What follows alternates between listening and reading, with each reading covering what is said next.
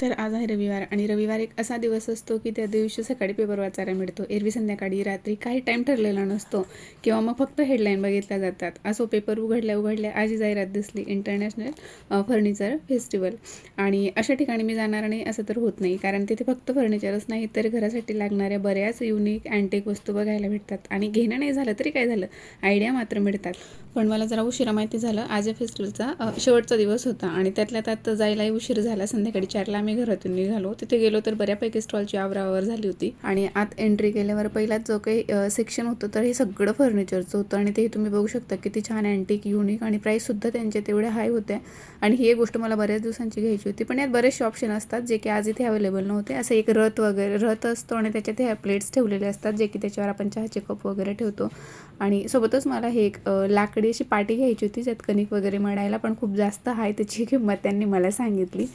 तर तेही घेणं नाही झालं. आणि हा एक डब्बा होता जो की आपण ज्यात खडे मसाले वगैरे भरू शकतो, पण तेही वरचं काचेचं असल्यामुळे मी कॅन्सल केलं. आणि आम्हाला चाललं होतं की एखादं व्यासपीठ घेऊयात, पण ऑलरेडी घरात होतं म्हणून तेही कॅन्सल केलं.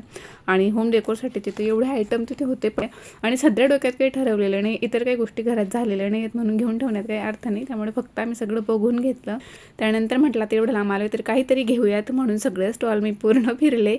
आणि मी इथे एका खास गोष्टीच्या शोधात आली होती जी की लाकडी परात होती माझ्या आजीकडे लहानपणी मी बघितली होती. तर बाडगी का असं काहीतरी आजी त्याला म्हणायची. आता मामीने ते व्यवस्थित ठेवलं आहे का नाही माहिती नाही, पण तसं काहीतरी मला घ्यायचं होतं कणिक मळण्यासाठी. तशी ती पाटी आवडली होती मला, पण खूप जास्त किंमत जास्त आणि खूप लहान साईज त्याची होती. म्हणजे घरात 2-4 पाहुणे जरी आले तरी त्यात आपण तेवढी कणिकसुद्धा ॲडजस्ट झाली नसते, म्हणून मी ती कॅन्सल केली.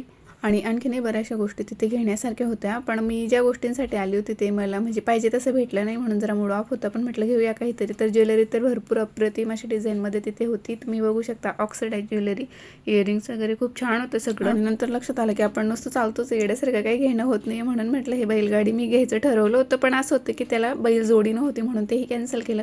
आणि म्हटलं आता काहीतरी घ्यायचंच आहे असं ठरवल्यावर म्हटलं ज्वेलरीकडे आली तर तिथे एवढी गर्दी होती की हे म्हणत होते अहो की तू आत गेली की तुला बाहेर यायलाच 10 मिनिटं लागतील, कुठेतरी दुसरीकडे बघ म्हणून. तर इथे मला हे हँड मंगळसूत्र जे असतात आता नवीन ट्रेंडिंग आहेत भरपूर हातातले मंगळसूत्र, तर ते घ्यायचं होतं. तर तेही अवेलेबल नव्हतं. मग फायनली एक ब्रेसलेट सिलेक्ट केलं आणि ते घेतलं. खूप छान क्वालिटी आहे त्याची आणि ऑलमोस्ट 70% स्टॉल तिथले आवरलं गेलं होतं. जे काही होतं ते एवढंच आम्हाला बघायला भेटलं. त्यानंतर आलो आम्ही फूड स्टॉलकडे आणि काहीतरी नवीन मागूया म्हटलं. नवीन म्हणजे आपलं पारंपरिक बरेच पदार्थ होते तिथे पारंपरिकमध्ये, पण आधीने घेतले मोमो. तर असो आजचा ब्लॉग इथेच थांबवते. आवडला असेल तर लाईक करा, चॅनलला सबस्क्राईब करा.